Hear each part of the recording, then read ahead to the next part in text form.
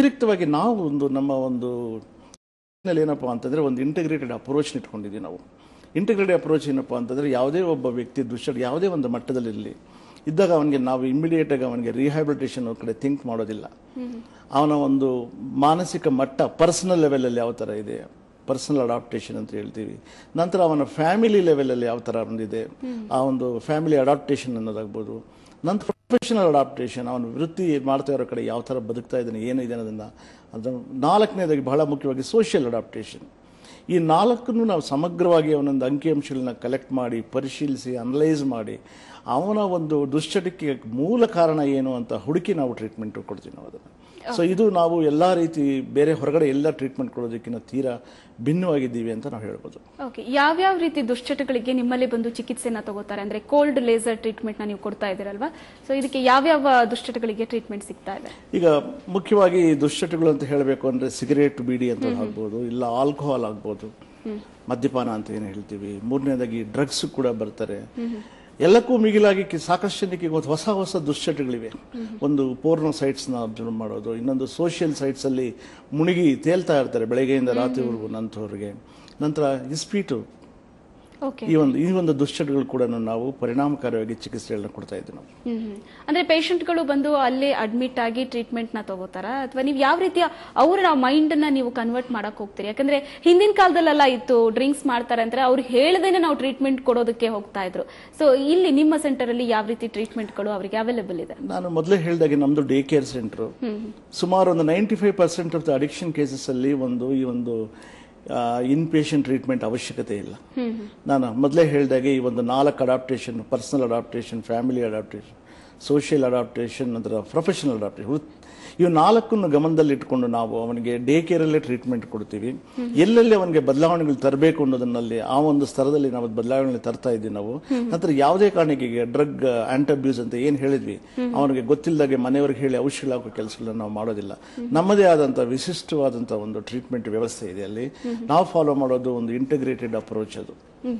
ಈಗ ಮೇನ್ಲಿ ದುಶ್ಚಟಕ್ಕೊಳಗಾದಂತಹ ವ್ಯಕ್ತಿ ಎಷ್ಟೇ ಪ್ರಯತ್ನ ಪಟ್ಟರೂ ಕೂಡ ಈಗ ಧೂಮಪಾನ ಆಗ್ಲಿ, ನಾನು ಸಿಗರೇಟ್ ಸೇರ್ತೀನಿ, ಕುಡಿತೀನಿ, ಅದನ್ನ ಬಿಡೋದಕ್ಕೆ ತಯಾರಿರೋದಿಲ್ಲ. ನೀವು ಟ್ರೀಟ್ಮೆಂಟ್ ಕೊಟ್ಟ ತಕ್ಷಣನೂ ಕೂಡ ಆಚೆ ಬಂದ ತಕ್ಷಣ ಮತ್ತೆ ಅದರಿಂದ ಅವರು ಅಟ್ರಾಕ್ಟ್ ಆಗ್ತಾರಂತೆ. ಸೊ ಇಂಥ ವ್ಯಕ್ತಿಗಳನ್ನ ಯಾವ ರೀತಿ ನೀವು ಮೆಂಟಲಿ ಅವ್ರನ್ನ ಸಜ್ಜ್ ಮಾಡ್ತೀರಿ ಅಂತ ನೋಡಿ, ಇದನ್ನ ಅರ್ಥ ಮಾಡ್ಕೋಬೇಕಾಗಿರೋದು ಬಹಳ ಇಂಪಾರ್ಟೆಂಟ್. ಇಲ್ಲಿ ಯಾತಕ್ಕೋಸ್ಕರ ಈ ಜನ ದುಶ್ಚಟಗಳನ್ನ ಬಿಡ್ತಾ ಇರಲಿಲ್ಲ ಇಷ್ಟು ದಿವಸ, ಯಾತಕ್ಕೋಸ್ಕರ ಆಗ್ತಾ ಇರೋದು, ಅದಕ್ಕೊಂದು ಅನ್ಸೈಂಟಿಫಿಕ್ ಅಪ್ರೋಚ್ ಗೊತ್ತಾಯ್ತಲ್ಲ. ಈಗ ನಾವಿಲ್ಲಿ ಫಾಲೋ ಮಾಡ್ತಿರೋದು ಏನಪ್ಪಾ ಅಂತಂದ್ರೆ ಬಹಳ ಸಂಪೂರ್ಣವಾಗಿ ಅವನ ಒಂದು ವ್ಯವಸ್ಥೆನ ಅನಲೈಸಿಸ್ ಮಾಡಿ ಅವನಿಗೆ ಮೂಲ ಕಾರಣ ಏನು ಒಂದು ದುಶ್ಚಟಕ್ಕೆ ಅದನ್ನ ನಾವು ಬಿಡಿಸ್ತೀವಿ. ನಾವು ಯಾವುದೇ ಮೊದಲೇ ಹೇಳಿದಾಗ ನಾವು ಯಾವುದೇ ಒಂದು ರಿಹ್ಯಾಬಿಲಿಟೇಷನ್ ಕಳಿಸೋದಿಲ್ಲ, ಯಾವುದೇ ಒಂದು ಅವನಿಗೆ ಔಷಧಿಗಳು ಕೊಡೋದಿಲ್ಲ. ಸೊ ನಮ್ಮಲ್ಲಿ ಕೋಲ್ಡ್ ಲೇಸರ್ ಸೆಂಟರ್ನಲ್ಲಿ ಮಾಡ್ತಾ ಇರುವಂತ ವ್ಯವಸ್ಥೆ ನಿಮ್ಗೆ ಮುಂದೆ ಹೇಳ್ತೀನಿ ನಾನು. ಬಹಳ ಚೆನ್ನಾಗಿ ಅದು ವ್ಯವಸ್ಥೆ ನಡೀತಾ ಇದೆ ಅದು. ಈಗ ನಿಮ್ಮ ಕೋಲ್ಡ್ ಲೇಸರ್ ಸೆಂಟರ್ ಏನಿದೆ, ಇದರಲ್ಲಿ ಬರುವಂತಹ ಪೇಷಂಟ್ಗಳು ಇದ್ರ ಬಗ್ಗೆ ಏನ್ ಹೇಳ್ತಾರೆ? ಯಾಕಂದ್ರೆ ನಿಮ್ಮ ಮುಂದಿನ ಕಾರ್ಯಕ್ರಮಗಳು ಏನಿರುತ್ತೆ, ನಿಮ್ಮ ಮುಂದಿನ ಗುರಿ ಯಾವ ತರ ಇದೆ? ಯಾಕಂದ್ರೆ ತುಂಬಾ ಜನರಿಗೆ ಇದ್ರ ಬಗ್ಗೆ ಜಾಗೃತಿ ಇರೋದಿಲ್ಲ. ಸೊ ಅವರಲ್ಲೂ ಕೂಡ ಜಾಗೃತಿಯನ್ನ ಮೂಡಿಸಬೇಕಾಗತ್ತೆ, ಅವೇರ್ನೆಸ್ ಕ್ರಿಯೇಟ್ ಮಾಡಬೇಕು. ನಾವು ಈ ಒಂದು ವ್ಯವಸ್ಥೆನಲ್ಲಿ ಈ ಒಂದು ಜೂನ್ ತಿಂಗಳನ್ನ ನಾವು ಡಿ ಅಡಿಕ್ಷನ್ ಮಂತ್ ಅಂತ ಇಟ್ಕೊಂಡಿದ್ದೀವಿ ನಾವು. ನಾಟ್ ಓನ್ಲಿ ಗುಟ್ಕಾ, ಈಗ ಪ್ರೆಸೆಂಟ್ ನಮ್ಮ ಸ್ಟೇಟಲ್ಲಿ ಇರುವಂಥ ಪ್ರಾಬ್ಲಮ್ ಗುಟ್ಕಾ ಪ್ರಾಬ್ಲಮ್ ಒಂದೇ ಅಲ್ಲ, ಈವನ್ ಆಲ್ಕೋಹಾಲ್ ಪ್ರಾಬ್ಲಮ್ಸ್ ಇದೆ, ಡ್ರಗ್ ಪ್ರಾಬ್ಲಮ್ಸ್ ಇದೆ, ನಂತರ ಬಿಹೇವಿಯರಲ್ ಅಡಿಕ್ಷನ್ಸ್ ತುಂಬ ಇವೆ. ಇವೆಲ್ಲರಿಗೂ ಕೂಡ ನಾವೊಂದು ಡಿ ಅಡಿಕ್ಷನ್ ಮಂತ್ ಅಂತ ಇಟ್ಕೊಂಡು ನಾವು ಅವರಿಗೆ ಒಂದು ಕನ್ಸೆಷನ್ನಲ್ಲಿ ಕನ್ಸಲ್ಟೇಷನ್ಸ್ ಆಗ್ಬೋದು, ಕೌನ್ಸಿಲಿಂಗ್ ಆಗ್ಬೋದು, ಟ್ರೀಟ್ಮೆಂಟ್ ಆಗ್ಬೋದು ಅನ್ನೋ ಉದ್ದೇಶ ಇಟ್ಕೊಂಡು ನಾವು ಈ ಇಡೀ ತಿಂಗಳ ನಾವು ಡಿ ಅಡಿಕ್ಷನ್ ಮಂತ್ ಅಂತ ಇಟ್ಕೊಂಡಿದ್ದೀವಿ ನಾವು. ಅಂದ್ರೆ ಈಗ ತುಂಬಾ ವರ್ಷದಿಂದ ಈ ಹ್ಯಾಬಿಟ್ಗೆ ಒಳಗಾಗಿದ್ದಾರೆ ಅಂದ್ರೂ ಸಹ ಬಿಡಿಸಬಹುದು. ತೀರಾ 20 ವರ್ಷ 18 ವರ್ಷದಿಂದನೇ ಈಗಿನ ಕಾಲದ ಮಕ್ಕಳು ದುಶ್ಚಟಗಳಿಗೆ ದಾಸರಾಗ್ಬಿಡ್ತಾರೆ. ತೀರಾ 50 ವರ್ಷದ ನಂತರನೂ ಕೂಡ ಇದನ್ನ ಬಿಡ್ಸಕ್ ಆಗತ್ತಾ? ಅಂದ್ರೆ ಅಷ್ಟು ನಾನು ಹೇಳಬೇಕು ಅಂತಂದ್ರೆ ಸ್ಕೂಲ್ ಮಕ್ಕಳಿಂದ ಹಿಡಿದು 85 ವರ್ಷದ ವಯೋವೃದ್ಧರು ಕೂಡ ನಮ್ಮಲ್ಲಿ 45 ವರ್ಷದಿಂದ ಕುಡಿತಾ ಇದ್ದಂತ ವ್ಯಕ್ತಿ ಕೂಡ ನಾವು ಒಂದು ದುಶ್ಚಟಗಳನ್ನ ಬಿಡಿಸಿದ್ವಿ ನಾವಿಲ್ಲಿ. ಯಾಕೆಂದ್ರೆ ನಮ್ಮ ಮಾರ್ಗ ತುಂಬಾ ನೇರ ದಿಟ್ಟವಾಗಿದೆ. ಸೊ ನಾವು ಇದನ್ನ ಸಾಧಿಸಲಿಕ್ಕೆ ಸಾಧ್ಯ ಆಗ್ತಾ ಇದೆ ನಿರಂತರವಾಗಿ. ಓಕೆ ಡಾಕ್ಟರ್, ಇದ್ರ ಬಗ್ಗೆ ಇನ್ನಷ್ಟು ಮಾತಾಡ್ತೀವಿ. ನೋಡಿದ್ರಲ್ವಾ ವೀಕ್ಷಕರೇ, ದುಶ್ಚಟಗಳು ಒಂದ್ಸಲ ಅಂಟ್ಕೊಳ್ತು ಅಂದ್ರೆ ಅದರಿಂದ ಆಚೆ ಬರಕ್ ಆಗದೇ ಇಲ್ಲ ಅಂತ ಜನ ಅಂದ್ಕೊಂಡಿದ್ರು. ಆದ್ರೆ ಈಗ ಅದಕ್ಕೆ ಸೊಲ್ಯೂಷನ್ ಸಿಕ್ಕಿದೆ. ಈ ಕೋಲ್ಡ್ ಲೇಸರ್ ಚಿಕಿತ್ಸೆಯ ಮೂಲಕ ದುಶ್ಚಟಗಳಿಂದ ನಾವು ಆಚೆ ಬರ್ಬೋದು. ಸೊ ಇದ್ರ ಬಗ್ಗೆ ಇನ್ನಷ್ಟು ಮಾಹಿತಿಯನ್ನ ಕೊಡ್ತೀವಿ. ಆದ್ರೆ ಅದಕ್ಕೂ ಮೊದಲು ಒಂದು ಚಿಕ್ಕ ವಿರಾಮ. ಬ್ರೇಕ್ನ ನಂತರ ಡಿಯರ್ ಡಾಕ್ಟರ್ ಕಾರ್ಯಕ್ರಮಕ್ಕೆ ನಿಮ್ಮೆಲ್ಲರಿಗೂ ಕೂಡ ಸ್ವಾಗತ. ಈಗ ರಾಕಿ ಕೃಷ್ಣಮೂರ್ತಿ ಅವರು ನಮ್ಮೊಂದಿಗೆ ದೂರವಾಣಿ ಸಂಪರ್ಕದಲ್ಲಿದ್ದಾರೆ. ಈ ಚಿಕಿತ್ಸೆಯನ್ನ ಪಡ್ಕೊಂಡಂತವ್ರು ಅವ್ರು ಏನ್ ಹೇಳ್ತಾರೆ ಕೇಳೋಣ. ನಮಸ್ಕಾರ ರಾಕಿ ಅವರೇ. ಹಾ ನಮಸ್ಕಾರ ಹೇಳಿ. ಓಕೆ, ನೀವು ಈ ಟ್ರೀಟ್ಮೆಂಟ್ ಅನ್ನ ತಗೊಂಡಂತವ್ರು. ಓಕೆ ಓಕೆ, ಹೇಗಿತ್ತು ನಿಮ್ಮ ಒಂದು ಎಕ್ಸ್ಪೀರಿಯನ್ಸ್ ಹೇಗಿತ್ತು? ಇಲ್ಲ, ನಮ್ಮ ಎಕ್ಸ್ಪೀರಿಯನ್ಸ್ ಮಾತ್ರ ತುಂಬಾನೇ ಚೆನ್ನಾಗಿದೆ. ಡಾಕ್ಟರ್ ಶ್ರೀನಿವಾಸ್ ಮೂರ್ತಿ ಅವರು ಮಾಡೋ ಕೌನ್ಸಿಲಿಂಗ್ ಇಂದಾನೇ ಅರ್ಧ ಪೇಷಂಟ್ ಚೆನ್ನಾಗಿ ಅಂದ್ರೆ ತುಂಬಾನೇ ಇಫೆಕ್ಟಿವ್ ಆಗಿ ಮಾತಾಡ್ತಾರೆ. ನಮ್ಮ ಪರ್ಸನಲ್ ಪ್ರಾಬ್ಲಮ್ ಅಂತ ಹಿಡಿದು ಸೋಷಿಯಲ್ ಲೈಫ್ ವರೆಗೂ ನಮ್ಮ ಕಷ್ಟಗಳು ಏನಿದೆ ಅಂತ ಎಲ್ಲ ಕೇಳ್ಕೊಂಡು ಮೇನ್ ಕುಡಿಯೋದಕ್ಕೆ ಏನ್ ಕಾರಣ ಅನ್ನೋದನ್ನ ಅವ್ರು ಮೊದಲು ಕಂಡುಹಿಡಿತಾರೆ. ಆಮೇಲೆ ಟ್ರೀಟ್ಮೆಂಟ್ ತುಂಬಾನೇ ಚೆನ್ನಾಗಿದೆ, ತುಂಬಾನೇ ಎಫೆಕ್ಟಿವ್ ಆಗಿದೆ. ಈಗ ಆಲ್ಮೋಸ್ಟ್ ಒಂದು 15 ಡೇಸ್ ಇಂದ ನಾವು ಟ್ರೀಟ್ಮೆಂಟ್ ತಗೋತಾನೆ ಇದೀವಿ. ಸಿಕ್ಕಾಪಟ್ಟೆ ನಮ್ಗೆ ಇದರಿಂದ ಲಾಭ ಆಗ್ಬಿಟ್ಟಿದೆ. ನಾವು ನಿಜವಾಗ ಹೇಳ್ಬೇಕಂದ್ರೆ ಶ್ರೀನಿವಾಸ್ ಮೂರ್ತಿ ಅವರಿಗೆ ನಾವು ತುಂಬಾನೇ ಥ್ಯಾಂಕ್ಸ್ ಹೇಳ್ಬೇಕು. ಅವರಿಂದಾನೇ ಮೋಸ್ಟ್ಲಿ ನಮ್ದೆಲ್ಲ ಕಷ್ಟಗಳಿಗೆ ಕೊನೆ ಆಗ್ತಾ ಇದೆ ಅಂತ ಅನ್ಸುತ್ತೆ ನನ್ಗೆ. ಓಕೆ, ಅಲ್ಲ ದುಶ್ಚಟಗಳು ಇವಾಗ ಎಷ್ಟೋ ಜನರು ಇದಕ್ಕೆ ದಾಸರಾಗ್ಬಿಟ್ಟಿರ್ತಾರೆ. ಸೊ ಅಂತವ್ರಿಗೆ ಏನ್ ಹೇಳೋದಕ್ಕೆ ಇಷ್ಟಪಡ್ತೀರಿ? ನಾನ್ ಹೇಳ್ತೀನಿ, ಮೇನ್ ಆಗಿ ಮನೇಲಿರೋ ತಮ್ಮ ಹೆಂಡತಿ ಮಕ್ಕಳಿಗೋಸ್ಕರ ಮಾತ್ರ ಈ ತರದೆಲ್ಲ ಮಾಡಬಾರ್ದು ಅನ್ಸುತ್ತೆ. ಯಾಕಂದ್ರೆ ಜಾಸ್ತಿ ಸಫರ್ ಆಗೋರಿ ಅವರು. ಜೀವನ ಪೂರ್ತಿ ನಂಬ್ಕೊಂಡು ಜೀವನ ಮಾಡ್ಬೇಕಂತ ಬಂದಿರ್ತೀವಿ. ಈ ತರ ಎಲ್ಲ ಮಾಡ್ಬಿಟ್ಟು ನಾವು ಅವ್ರಿಂದ ಮೇನ್ ಸಫರ್. ಪ್ಲೀಸ್ ದಯವಿಟ್ಟು ಯಾರು ಈ ತರ ದುಶ್ಚಟಗಳನ್ನ ಮಾಡಬಹುದು ಅನ್ನೋದೇ ನಾನು ಎಲ್ರಿಗೂ ಹೇಳೋದು ನಾನು ಇಚ್ಛೆ ಪಡ್ತೀನಿ ಅಷ್ಟೇ. ಓಕೆ, ಇನ್ ಕೇಸ್ ದುಶ್ಚಟಗಳಿಗೆ ದಾಸರಾಗಿರೋರಿಗೆ ಕೋಲ್ಡ್ ಲೇಸರ್ ಟ್ರೀಟ್ಮೆಂಟ್ ಒಂದು ರಾಮಬಾಣ ಅಂತಿದ್ರೆ? ಇಲ್ಲ, ನಿಜವಾಗ್ಲೂ ಹೇಳ್ತೀನಿ, ಒಂದು ರಾಮಬಾಣನೇ ಅನ್ಕೋಬಹುದು. ಸಿಕ್ಕಾಪಟ್ಟೆ ಚೆನ್ನಾಗಿದೆ ಟ್ರೀಟ್ಮೆಂಟ್. ಒಂದ್ಸಾರಿ ಯಾರಾದ್ರೂ ಇದನ್ನ ಯಾರು ಅನುಭವಿಸ್ತಾರೆ ಅವ್ರಿಗೆ ಮಾತ್ರ ಗೊತ್ತಾಗುತ್ತೆ. ತುಂಬಾನೇ ಚೆನ್ನಾಗಿದೆ ಇದ್ ರಿಸಲ್ಟ್ ಮಾತ್ರ. Okay okay okay, thank you Rocky ಅವರೇ ನಮ್ ಜೊತೆ ಮಾತನಾಡಿದ್ದಕ್ಕೆ. ಓಕೆ, ಡಾಕ್ಟರ್ ಅವರು ಕೂಡ ಹೇಳ್ತಾ ಇದ್ರು ತುಂಬಾ ಚೆನ್ನಾಗಿತ್ತು ಅಟ್ಮಾಸ್ಫಿಯರ್ ಅಲ್ಲಿ ಹಾಸ್ಪಿಟ್ಲಿಗೆ ಎಂಟ್ರಿ ಕೊಟ್ಟಾಗ ಅಂತ. ಎಲ್ಲಕ್ಕೂ ಮಿಗಿಲಾಗಿ ಅವರ ಒಂದು ಕೋಆಪರೇಷನ್ ಇತ್ತು, ಫ್ಯಾಮಿಲಿ ಲೆವೆಲ್ ಅಲ್ಲಿ ಬ್ರದರ್ಸ್ ಆಗ್ಬೋದು ಎಲ್ಲಾನು. ಸೊ ಅದರಿಂದ ನಾವು ಬಹಳ ಈಸಿಯಾಗಿ ಅದನ್ನ ಐಡೆಂಟಿಫೈ ಮಾಡಿ ಸಾಲ್ವ್ ಕೊಟ್ಬಿಟ್ರು. ಮೇನ್ ಅದೇ ಮುಖ್ಯ, ಪೇಷಂಟ್ ಆಗ್ಲಿ ಅವ್ರ ಕಡೆಯವರಾಗ್ಲಿ ಕೋಆಪರೇಟ್ ಮಾಡೋದು ತುಂಬಾ ಇಂಪಾರ್ಟೆಂಟ್. ಇನ್ನೊಂದು, ಈ ದುಶ್ಚಟಗಳು ಮನುಷ್ಯನ ಮೇಲೆ ಯಾವ ರೀತಿ ಪರಿಣಾಮ ಬೀರುತ್ತೆ? ನಿಮ್ಮ ಪ್ರಕಾರ ಅವರ ಮೆದುಳಿನ ಮೇಲೆ ಯಾವ ರೀತಿಯಾದಂತಹ ಪರಿಣಾಮಗಳು ಬೀಳ್ತಾ ಹೋಗುತ್ತೆ? ನೋಡಿ, ಈ ಒಂದು ಮಾದಕ ವಸ್ತುಗಳ ಒಂದು ಕೆಮಿಕಲ್ಸ್ ಏನಾದ್ರ ಪರಿಣಾಮ ಮೆದುಳಿನ ಮೇಲೆ ಯಾವ ತರ ಬೀರುತ್ತೆ ಅನ್ನೋದನ್ನ ಬಹಳ ಕ್ಲಿಷ್ಟವಾದಂಥ ಒಂದು ಪರಿಸ್ಥಿತಿ. ಅದನ್ನು ಎಕ್ಸ್ಪ್ಲೇನ್ ಮಾಡಬೇಕು ಅಂದರೆ ಎಲ್ರಿಗೂ ಅರ್ಥ ಆಗೋ ಥರ ಒಂದು ಹೇಳಬೇಕು ಅಂದ್ರೆ ಒಂದು ಸಿಂಪಲ್ ಆಗಿ ಒಂದು ಬ್ರೈನ್ ಸ್ಟೋರಿ ಹೇಳ್ತೀನಿ ಕೇಳಿ. ಈಗ ಸಾಮಾನ್ಯ ನಮಗೆಲ್ಲ ಒಂದು ಬೇಕಾದ್ದು ಬೇಡವಾದ್ದು ಎಲ್ಲ ಇದ್ದೇ ಇರ್ತದೆ. ಆಸೆ ಪಡ್ತೀವಿ, ಆಸೆ ಪಡ್ದಂಗಿರೋದು. ಈ ಎಲ್ಲ ಅಂಕಿಅಂಶಗಳನ್ನ ಮೆದುಳು ಒಂದು ಕಡೆ ಒಂದು ಅಮೆಗ್ಡಾಲ್ ಅನ್ನೋ ಒಂದು ಸೆಂಟರ್ ಮೇಂಟೈನ್ ಮಾಡ್ತದೆ. ಡಾಟಾ ಅದನ್ನು ಮೇಂಟೈನ್ ಮಾಡಿ ಇವನಿಗೆ ಇಷ್ಟ ಇವನಿಗೆ ಇಷ್ಟ ಇಲ್ಲ ಅದೆಲ್ಲ ಮೇಂಟೈನ್ ಮಾಡ್ತದೆ. ಈಗ ಫಾರ್ ಎಕ್ಸಾಂಪಲ್ ಯಾರಿಗೊಬ್ರಿಗೆ ಮಸಾಲೆ ದೋಸೆ ಇಷ್ಟ ಅಂತ ಇಟ್ಕೊಳ್ಳಿ. ಆ ಮಸಾಲೆ ದೋಸೆ ಇಷ್ಟ ಅನ್ನೋದು ಅವನ ಮೆದುಳಲ್ಲಿ ಇರ್ತದೆ. ಈಗ ಯಾವ್ದಾನ ಒಂದು ಹೋಟೆಲ್ಗೆ ಹೋದ ನಿನಗೆ ಏನು ಬೇಕು ಅಂತ ಕೇಳಿದಾಗ ತಕ್ಷಣ ಅವ್ನು ಮಸಾಲೆ ದೋಸೆ ಅಂತ ಹೇಳ್ತಾನೆ. ಅವ್ನ ಮಸಾಲೆ ದೋಸೆ ಇದೆ ಅಂದ ತಕ್ಷಣನೇ ಆ ಮೆದುಳು ಆ ಒಂದು ಅಮೆಗ್ಡಾಲ್ ಅನ್ನೋ ಸೆಂಟ್ರು ನ್ಯೂಕ್ಲಿಯಸ್ ಆಕ್ಯುಮೆನ್ಸ್ ಅನ್ನೋ ಒಂದು ಸೆಂಟರ್ ಆಯ್ತು. ಅದನ್ನ ನಾವು ಪ್ಲೆಜರ್ ಸೆಂಟರ್ ಅಂತೀವಿ. ಅದಕ್ಕೆ ಹೇಳ್ತದೆ ಈಗ ಮಸಾಲೆ ದೋಸೆ ಆರ್ಡರ್ ಮಾಡ್ತಾ ಇದ್ದೀನಿ ನನಗೆ ಅಂತ. ಅದು ಹೇಳಿದ ತಕ್ಷಣ ಏನಾಗುತ್ತೆ ಅಂದರೆ ಆ ಒಂದು ನ್ಯೂಕ್ಲಿಯಸ್ ಆಕ್ಯುಮೆನ್ಸ್ ಬಹಳ ಆನಂದ ಪಟ್ಬಿಡ್ತದೆ. ಆನಂದ ಪಟ್ಬಿಟ್ಟು ಒಂದಷ್ಟು ನ್ಯೂರೋ ಟ್ರಾನ್ಸ್ಮಿಟರ್ಸ್ನ ಸೆಕ್ರೇಟ್ ಮಾಡ್ತದೆ. ಒಂದು ಡೊಪಮಿನ್ ಆಗ್ಬೋದು, ಸೆರೋಟಿನಿನ್ ಆಗ್ಬೋದು, ಎಂಡಾರ್ಫಿನ್ಸ್ ಆಗ್ಬೋದು ರಿಲೀಸ್ ಮಾಡಿದಾಗ ಆ ವ್ಯಕ್ತಿನಲ್ಲಿ ಏನೋ ಒಂಥರ ಆನಂದ, ಒಂದು ಪುಳಕಿತ ಹಾಕ್ತಾನೆ ಅವನೊಂಥರ. ಯಾವಾಗ ಅಲ್ಲಿ ಮಸಾಲೆ ದೋಸೆ ವಾಸನೆ ಬಂದು ಹತ್ತಿರಕ್ಕೆ ಪ್ಲೇಟ್ ತೊಗೊಂಬರ್ದ ತಕ್ಷಣ ನ್ಯೂಕ್ಲಿಯರ್ ಆಕ್ಯುಮೆನ್ಸ್ ಭಾಳ ಸಂತೋಷ ಆಗೋಗ್ಬಿಡ್ತದೆ. ತನ್ನ ಇನ್ನೂ ಒಂದೆರಡು ಅಸೋಸಿಯೇಟ್ ಸೆಂಟರ್ಸ್ ಇವೆ ಅದಕ್ಕೆ. ಒಂದು ಮೀಡಿಯಲ್ ಫ್ರೀ ಫ್ರಾಂಟಲ್ ಕಾರ್ಟೆಕ್ಸ್ ಆಗ್ಬೋದು, ಇನ್ನೊಂದು ಟೆಗ್ಮೆಂಟಲ್ ಏರಿಯಾ ಅನ್ನೋದಾಗ. ಇವೆರಡಕ್ಕೂ ಹೇಳ್ತದೆ ಮಸಾಲೆ ದೋಸೆ ಬಂದ್ಬಿಟ್ಟಿದೆ ಅಂತ ಬಾಯಲ್ಲಿ ಇಟ್ಕೊಂಡ ತಕ್ಷಣನೇ ಈ ಮೂರೂ ಆನಂದದಿಂದ ಎಲ್ಲ ಈ ಒಂದು ನ್ಯೂರೋ ಟ್ರಾನ್ಸ್ಮಿಟರ್ ಸೆಕ್ರೇಟ್ ಮಾಡ್ತವೆ. ಆಗ ವ್ಯಕ್ತಿಗೆ ಬಾಯಲ್ಲಿ ನೀರು ಇರ್ತದೆ, ಮನಸ್ಸಲ್ಲಿ ಮುಖ ಅರಳ್ಬಿಡ್ತದೆ.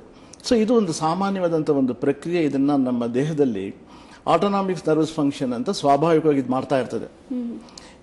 ಇದು ಒಂಥರ ಕಂಟ್ರೋಲ್ಡ್ ಎಮೋಷನ್ಸ್ ಅಂತ ಹೇಳ್ತೀವಿ ನಾವು. ಇದೇ ಒಂದು ಪ್ರಕ್ರಿಯೆನ ಈ ಮಾದಕ ವಸ್ತುಗಳಿಂದ ಕೂಡ ಮಾಡ್ಕೋಬಹುದು. ಆ ವ್ಯಕ್ತಿ ಅದನ್ನು ಇನ್ಹೇಲ್ ಆಗಿ ಸ್ಮೋಕ್ ಮಾಡಿದಾಗ ಆಗ್ಬೋದು, ಇಲ್ಲ ಡ್ರಗ್ಸ್ ತೊಗೊಂಡಾಗ ಆಗ್ಬೋದು, ಇಲ್ಲ ಇಂಜೆಕ್ಟ್ ಮಾಡಿದಾಗ ಇದರಲ್ಲಿರುವಂಥ ಕೆಮಿಕಲ್ಸ್ ನೇರವಾಗಿ ಹೋಗ್ಬಿಟ್ಟು ಮೆದುಳಲ್ಲಿ ರೀಚ್ ಆಗಿಬಿಡ್ತವೆ. ಆ ನ್ಯೂಕ್ಲಿಯಸ್ ಆಕ್ಯುಮೆನ್ಸ್ ಅಂತ ಒಂದು ಪ್ಲೆಜರ್ಸ್ ನೀರು ಇದ್ದಾಗ ಇದರ ಒಂದು ಎಫೆಕ್ಟ್ ಯಾವ ಥರ ಇರುತ್ತೆ? But it's A forced manual triggering ಅಂತ ಹೇಳ್ತೀವಿ ನಾವು. ಅದನ್ನು ಸಿಕ್ಕಾಪಟ್ಟೆ ನ್ಯೂರೋ ಟ್ರಾನ್ಸ್ಮಿಟರ್ ಸೀಕ್ರೆಟ್ ಆಗಿಬಿಡ್ತವೆ. ಅದಕ್ಕೆ ಟೈಮೇ ಇರೋದಿಲ್ಲ. ಸಿಕ್ತಿಗೆ ಅಂಥ ಒಂದು ಎಫೆಕ್ಟು ಇದಕ್ಕೆ ಅನ್ಕಂಟ್ರೋಲ್ಡ್ ಎಫೆಕ್ಟ್ ಅಂತ ಕೂಡ ಹೇಳ್ತೀವಿ. ಆದಾಗ ಆ ವ್ಯಕ್ತಿನಲ್ಲಿ ಬಹಳಷ್ಟು ಆನಂದ ಆಗ್ತದೆ, ಅನ್ಕಂಟ್ರೋಲ್ಡ್ ಎಮೋಷನ್ಸು. ಅದಾದ್ಮೇಲೆ ಬರ್ತಾ ಬರ್ತಾ ಆ ವ್ಯಕ್ತಿಗೆ ಏನಾಗುತ್ತೆ ಅಂದರೆ ಇಂಥದೇ ಒಂದು ಸ್ಟೇಜಿನ ಎಮೋಷನ್ಸ್ ಬೇಕಾಗ್ತದೆ ಅವನಿಗೆ. ಹೈಟ್ ಆ್ಯಂಡ್ ಪ್ಲೆಷರ್ ಅಂತ ಹೇಳ್ತೀನಿ ನಾವು. ಬೇಕಾದಾಗ ಅವನೇನು ಮಾಡ್ತಾನೆ, ಇದನ್ನೇ ಡ್ರಗ್ಸ್ನ ಮಾದಕೋಸ್ಕರ ತೊಗೊಂಡು ಹೋಗ್ತಾನೆ. ಹೋದಾಗ ಏನಾಗ್ತದೆ ಅಂದರೆ ಪರ್ಸಿಸ್ಟೆಂಟಾಗಿ ಯಾವಾಗ ಈ ಆಕ್ಷನ್ ಬ್ರೈನಲ್ಲಿ ಆಗ್ತದೆ, ಮೆದುಳಿಗೆ ಭಯ ಬಂದ್ಬಿಡ್ತದೆ. ಯಾಕೆಂದ್ರೆ ಪ್ರತಿಯೊಂದು ಆರ್ಗನ್ನ ಒಂದು ಬ್ಯಾಲೆನ್ಸ್ಗೋಸ್ಕರ ಈ ನ್ಯೂರೋ ಟ್ರಾನ್ಸ್ಮಿಟರ್ಸ್ ಬೇಕು. ಯಾವಾಗ ಒಂದು ಮಿತಿ ಮೀರಿ ಇವು ಸೆಕ್ರೆಟ್ ಮಾಡೋಕೆ ಶುರು ಮಾಡ್ತಾವೋ ದೇಹ ಎದುರ್ಕೊಂಡ್ಬಿಡ್ತಾವೆ. ಮೆದುಳು ಏನ್ ಮಾಡ್ತದೆ ಅಂದ್ರೆ ತಾನಾಗಿ ತನ್ನ ಒಂದು ಫಂಕ್ಷನ್, ಆಟೋನಾಮಿಕ್ ನರ್ವ್ ಫಂಕ್ಷನ್ ಏನಿತ್ತು ಅದನ್ನ ಸ್ಟಾಪ್ ಮಾಡ್ಬಿಡ್ತದೆ. ಇದನ್ನ ಸ್ಟಾಪ್ ಮಾಡಿದಾಗ ವ್ಯಕ್ತಿಗೆ ಏನಾಗುತ್ತೆ ಅಂತಂದ್ರೆ ಅವನಿಗೆ ಒಂದು ಸ್ವಾಭಾವಿಕವಾದ ಯಾವುದೇ ಒಂದು ಕ್ರಿಯೆ, ಮಸಾಲೆ ದೋಸೆ ಎಲ್ಲ ಇನ್ನೊಂದು ಹೇಳಿ ನೀವು, ಅವನಿಗೆ ಏನು ಖುಷಿ ಆಗೋದಿಲ್ಲ, ಅವನಿಗೆ ಯಾವುದೇ ಒಂದು ಆಗೋದಿಲ್ಲ. ಅವನಿಗೆ ಬೇಕಾಗಿರೋದು ಆ ಮಾದಕ ವಸ್ತುನೇ ಬೇಕು. ಅವಾಗ ಏನಾಗುತ್ತೆ ಅಂದ್ರೆ ಮೆದುಳು ಆ ಮಾದಕ ವಸ್ತುಗಳಿಗೆ ಮಾತ್ರ ಸ್ಟಿಮ್ಯುಲೇಟ್ ಆಗ್ತದೆ, ಆವಾಗ ಮಾತ್ರ ನ್ಯೂರೋ ಟ್ರಾನ್ಸ್ಮಿಟರ್ಸ್ ಸೆಕ್ಯೂಟ್ ಆಗ್ತವೆ. ಇದರಿಂದ ಏನಾಗುತ್ತೆ ನಾವು ಅದನ್ನ ಅಡಿಕ್ಷನ್ ಅಂತ ಹೇಳ್ತೀವಿ.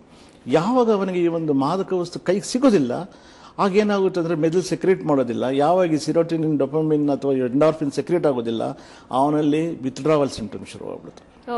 ಅವನಿಗೆ ಬೇರೆ ಇನ್ಯಾವುದು ಇನ್ನೇ ಬೇಕಾಗಿರುವಂತ ಖುಷಿ ಏನೇ ಹೇಳ್ಬೋದು. ಅವ್ನಿಗೊಂದು ಮುದ್ದಿನ ಮಗಳಾಗ್ಬೋದು, ಮಗು ಆಗ್ಬೋದು, ನಾಯಿ ಮರಿ ಆಗ್ಬೋದು, ಒಂದು ಒಳ್ಳೆ ಯಾವುದೂ ಅವ್ನಿಗೆ ಅದೇ ಬೇಕು. ಸೊ ಇದನ್ನೇ ನಾವು ಅಡಿಕ್ಷನ್ ಅಥವಾ ಡಿಪೆಂಡೆನ್ಸ್ ಅಂತ ಹೇಳ್ತೀವಿ ನಾವು. ಸೊ ಇದು ಇಂಥ ಒಂದು ದುಷ್ಪರಿಣಾಮ. ಬ್ರೀಫ್ ಆಗಿ ಹೇಳಬೇಕು ಅಂದ್ರೆ ಇದು ಒಂದು ಬ್ರೈನ್ ಸ್ಟೋರಿ, ಇದು ಅಡಿಕ್ಷನ್. ಡಾಕ್ಟರ್, ಇದ್ರ ಬಗ್ಗೆ ಇನ್ನಷ್ಟು ನಿಮ್ಮ ಹತ್ರ ಮಾಹಿತಿಯನ್ನ ಕಲೆ ಹಾಕೋದಿದೆ.